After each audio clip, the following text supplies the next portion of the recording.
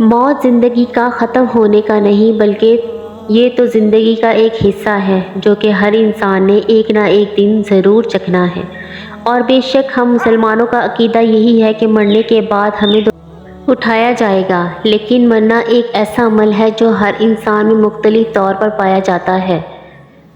ہر انسان پر موت برحق ہے اور موت کے آنے کے طریقے بھی سب کے مختلف ہیں، لیکن موت کی چند اہم نشانیاں سائنسدانوں نے تحقیق کے بعد جان لی ہیں جن سے ہر انسان کو موت سے پہلے دوچار ہونا ہوتا ہے۔ جب موت بندے کو آ گھیرتی ہے تو اس کا رابطہ اس دنیا فانی سے آہستہ آہستہ ختم ہونا شروع ہو جاتا ہے، جس سے قریب بیٹھے ہوئے کو اس میں موت کی نشانیاں نظر آنے لگتی ہیں۔ آئیے انہی نشانیوں کا ذکر کرتے ہیں کہ جو سائنسی طور پر موت سے پہلے ظاہر ہونے لگتی ہیں۔ سب سے پہلی نشانی تو یہ ہے کہ مرنے والے کی بھوک اور پیاس ختم ہو جاتی ہے، کیونکہ جسم کو توانائی کی ضرورت نہیں رہتی، اس لیے خوراک طلب بھی نہیں کرتی۔ اس کی آنتیں کام کرنا بند کر دیتی ہیں، جس کی وجہ سے پانی پیٹ میں داخل نہیں ہوتا اور اس کی پیاس نہیں بجھتی۔ اس کے ہونٹ خشک ہوتے ہیں، اس لیے پاس بیٹھے ہوئے لوگوں کو چاہیے کہ اس کو روئی یا چمچ کے ذریعے پانی پلائیں۔ موت سے پہلے ظاہر ہونے والی دوسری نشانی یہ ہے کہ انسان کی حاجات ختم ہو جاتی ہیں۔ موت سے چند گھنٹے پہلے انسانی جسم چلنا پھرنا بند کر دیتا ہے، اس کے جسم سے طاقت ختم ہونا شروع ہو جاتی ہے، وہ پیشاب یا پخانہ کرنے کی ہمت نہیں رکھتا، اس کا جسم کمزوری کی وجہ سے کانپنا شروع ہو جاتا ہے، وہ جسم میں حد سے زیادہ درد محسوس کرتا ہے، درد کی وجہ سے کراہنا شروع ہو جاتا ہے اور اس کی آنکھوں سے آنسو بہنا شروع ہو جاتے ہیں۔ سائنسدانوں نے جو تیسری نشانی بتائی ہے وہ یہ ہے کہ مرنے والے شخص کی نیند میں اضافہ ہوتا چلا جاتا ہے، جس کی وجہ سے وہ زیادہ نیند محسوس کرتا ہے، اس میں میٹابولزم کی کمزوری ہو جاتی ہے اور اس پر بے ہوشی طاری ہو جاتی ہے۔ چوتھی نشانی یہ ہے کہ موت سے قبل دل کی دھڑکن بے ترتیب ہو جاتی ہے، نبض کو ہاتھ لگانے سے بے مشکل محسوس کرنا پڑتا ہے کیونکہ جسم کے حصے کام کرنا چھوڑ دیتے ہیں۔ پانچویں نشانی یہ ہے کہ مرنے والے کے جسم کا درجہ حرارت اور بلڈ پریشر کم ہونا شروع ہو جاتا ہے۔ چھٹی نشانی یہ ہے کہ مرنے والے کسی بھی چیز کو محسوس کرنا بند کر دیتے ہیں۔ دوستو اگر ویڈیو پسند آ رہی ہے تو لائک اور سبسکرائب کر دیں پلیز۔ اس کا جسم ٹھنڈا ہو جاتا ہے اور جسم کا رنگ تبدیل ہو جاتا ہے۔ موت کی ساتویں نشانی یہ ہے کہ عام روٹین کے مطابق اس کی سانس لینے میں تبدیلی آ جاتی ہے، وہ تیز سے سانس لینے لگتا ہے جس سے یہ ظاہر ہوتا ہے کہ اس کا مرنے کا وقت نزدیک آ گیا ہے۔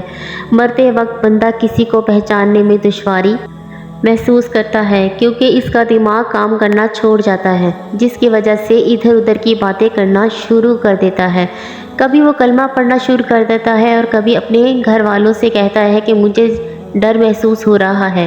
موت کا سب سے آخری مرحلہ اور نشانی سکرات ہے۔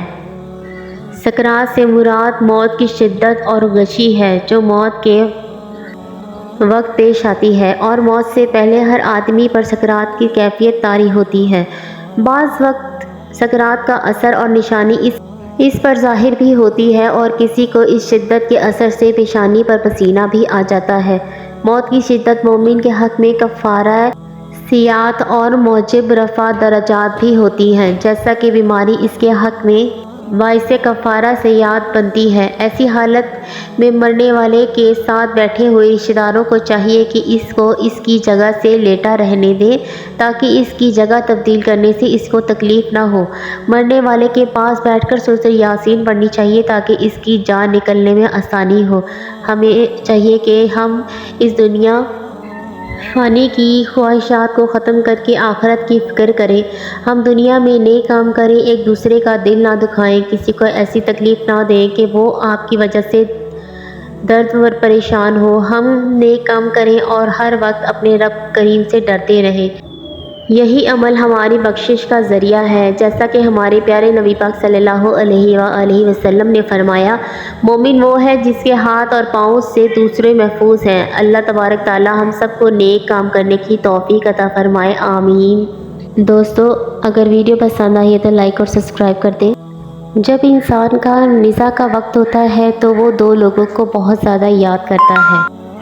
حضرت مولانا جلال الدین رومی علیہ فرماتے ہیں کہ میرے محلے میں ایک شخص زندگی موت کی جنگ لڑ رہا تھا، مرنے والا تھا، موت کے بالکل قریب تھا۔ لوگ میرے پاس آئے اور کہا ہمارا ایک شخص مرنے والا ہے، آپ آئیں اور انہیں کلمہ پڑھنے کی تلقین کریں، قرآن پڑھنے کی تلقین کریں۔ حضرت جلال الدین رحمۃ اللہ علیہ فرماتے ہیں کہ میں مرنے والے کے پاس پہنچ گیا، اس کے قریب بیٹھ گیا۔ آس پاس میں اس کے دوست، رشتہ دار، عزیز و اقارب بیٹھے ہوئے تھے، اس کے مرنے کا انتظار کر رہے تھے۔ اب اس مرنے والے کی آنکھیں چھت پر لگی ہوئی تھیں، کچھ سوچ رہا تھا۔ اللہ نے اسے بولنے کی توفیق دی۔ وہ رونے لگا اور کہنے لگا میرے بچے کہاں ہیں؟ اللہ اکبر! اس کو نہ کمایا گیا مال یاد آیا، نہ دولت یاد آئی، نہ گاڑی، نہ بنگلہ، نہ بینک بیلنس، نہ عزیز و اقارب، دوست، رشتہ دار۔ اسے اس وقت صرف اپنی بیوی اور بچے یاد آئے۔ بیوی دوڑ کر آئی اور بیٹھ گئی۔ اب کہتا ہے کہ تمہیں دیکھ کر میرا دل رو رہا ہے۔ میں سوچ رہا ہوں کہ میرے مرنے کے بعد میرے بچوں کا اور تمہارا کیا ہوگا۔ سنو، تم میرے بچوں کا خیال رکھنا اور انہیں دینی تعلیم دینا اور قرآن پاک پڑھانا، تاکہ ہمارے مرنے کے بعد ہمیں ہماری اولاد بخشش کا ذریعہ بنے۔ یہ کہتے ہی اس کا جسم کانپنے لگ گیا۔ موت کا فرشتہ روح نکالنے کے لیے آ گیا۔ فرماتے ہیں کہ جب انسان کی روح نکلتی ہے تو اس کا منہ کھل جاتا ہے۔ جب انسان کی روح نکلتی ہے تو انسان کا منہ کھل جاتا ہے، دونوں ہونٹ ایک دوسرے سے جدا ہو جاتے ہیں۔ انسان کی روح انسان کے پیروں سے نکلتی ہوئی اوپر کی طرف آتی ہے۔ جب دل اور پھیپھڑوں تک پہنچتی ہے تو شیطان اور فرشتے اسے نظر آتے ہیں۔ اگر انسان نیک ہوتا ہے تو اس کے منہ پہ کلمہ جاری ہو جاتا ہے، اور اگر وہ نیک نہیں ہوتا تو پھر اس کا جو دماغ ہوتا ہے وہ عجیب سی کیفیت کا شکار ہو جاتا ہے اور انسان شیطان کے مشورے کو قبول کر بیٹھتا ہے۔ جب انسان نیک نہیں ہوتا وہ کلمہ نہیں پڑھ پاتا۔ ہماری سانسیں چل رہی ہیں، قابل اس کے کہ یہ وقت گزر جائے، کاش میری بات آپ کے دل میں اتر جائے۔ یہ زندگی کے لمحے میرے اور آپ کے لیے غنیمتیں ہیں۔ آخرت کے لیے کچھ اکٹھا کر لو، آخرت کے لیے کچھ اکٹھا کر لو۔ مرنے سے پہلے قبر کی روشنی کے لیے کچھ اکٹھا کر لو، جہنم کے عذاب سے بچنے کے لیے کچھ اکٹھا کر لو۔ معلوم نہیں پھر یہ زندگی کے لمحے ملیں یا نہ ملیں۔ اللہ پاک کے 99 ناموں میں سے ایک نام کمنٹ میں ضرور لکھیں۔ اللہ پاک میرا بتانا اور آپ کا سننا اپنی بارگاہ میں قبول و منظور فرمائے۔ آمین ثم آمین۔ دوستو، اگر ویڈیو اچھی لگی ہے تو پلیز لائک اور سبسکرائب ضرور کر دیں۔